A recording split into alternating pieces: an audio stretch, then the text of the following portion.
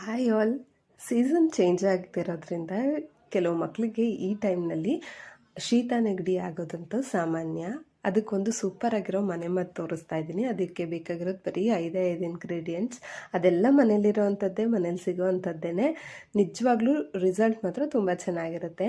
ನಾನು ಇದಕ್ಕೆ ಒಂದು 4ರಿಂದ 5 ದೊಡ್ಡಪತ್ರೆ ಎಲೆನ ತಗೊಂಡಿದ್ದೀನಿ. ಅದನ್ನು ಚೆನ್ನಾಗಿ ತೊಳೆದು ಇಟ್ಕೊಂಡು ಚಿಕ್ಕದಾಗಿ ಕಟ್ ಮಾಡಿ ಹಾಕೊಳ್ತಾ ಇದ್ದೀನಿ.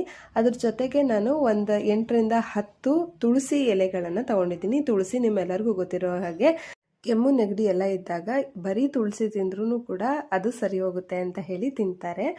ಅದ್ರ ಜೊತೆಗೆ ಈಗ ನಾನು ಸ್ವಲ್ಪ ಒಂದು ಅರ್ಧದಷ್ಟು ವಿಳ್ಯದೆಲೆನ ನಾನು ಕಟ್ ಮಾಡಿ ಈ ಥರ ಚಿಕ್ಕದಾಗಿ ಕಟ್ ಮಾಡಿ ಹಾಕೊಳ್ತಾ ಇದ್ದೀನಿ.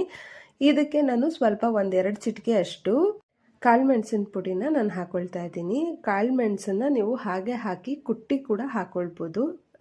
ಅದಿಲ್ಲ ಅಂತಂದರೆ ಈ ಥರ ಪೌಡರ್ನ ಹಾಕ್ಕೊಳ್ಬೋದು. ಒಂದು ಅರ್ಧ ಸ್ಪೂನಷ್ಟು ಜೇನುತುಪ್ಪ ಇದಿಷ್ಟನ್ನು ಹಾಕಿಬಿಟ್ಟು ನಾನು ಚೆನ್ನಾಗಿ ಒಂದು ಬಟ್ಲಲ್ಲಿ ಈ ಥರ ಮಿಕ್ಸ್ ಮಾಡ್ಕೊಳ್ತಾ ಇದ್ದೀನಿ. ಕೈಯಲ್ಲೇ ಇದು ಎಲ್ಲದರಿಂದ ರಸ ಬರಬೇಕು, ಅಲ್ಲಿವರೆಗೂ ಚೆನ್ನಾಗೇ ಇದನ್ನು ಈ ಥರ ಮಿಕ್ಸ್ ಮಾಡ್ಕೊಳ್ತಾ ಇದ್ದೀನಿ. ನಿಮ್ಮ ಹತ್ರ ಕುಟ್ಟಾಣಿ ಇದೆ ಅಂತ ಹೇಳಿದ್ರೆ ಇದೆಲ್ಲನೂ ಹಾಕಿ ಕುಟ್ಟಾಣಿಲಿ ಚೆನ್ನಾಗಿ ಕುಟ್ಟಿ ರಸ ತೆಗೆದು ಬೇಕಾದರೂ ನೀವು ಇಟ್ಕೊಳ್ಬೋದು. ಇಲ್ಲ ಅಂತ ಹೇಳಿದ್ರೆ ಈ ಥರ ಈಸಿಯಾಗಿ ಕೂಡ ನಾವು ಈ ಥರ ಒಂದು 5 ನಿಮಿಷದಲ್ಲೇ ರೆಡಿ ಆಗುತ್ತೆ.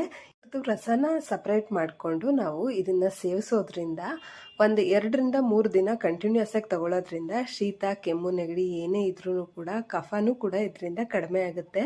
ನೀವು ಏನು ಅಂತ ಹೇಳಿದ್ರೆ ನೀವು ಲಿಮಿಟಾಗಿ ತಗೋಬೇಕು, ತುಂಬ ಜಾಸ್ತಿ ತಗೊಳ್ಳೋದಕ್ಕೆ ಹೋಗಬಾರ್ದು. ದಿನದಲ್ಲಿ ಒಂದೇ ಒಂದು ಟೈಮಲ್ಲಿ ಇದನ್ನು ತಗೊಂಡ್ರೆ ಶೀತ, ನೆಗಡಿ, ಕೆಮ್ಮು ಎಲ್ಲ ಕೂಡ ಕಮ್ಮಿ ಆಗುತ್ತೆ.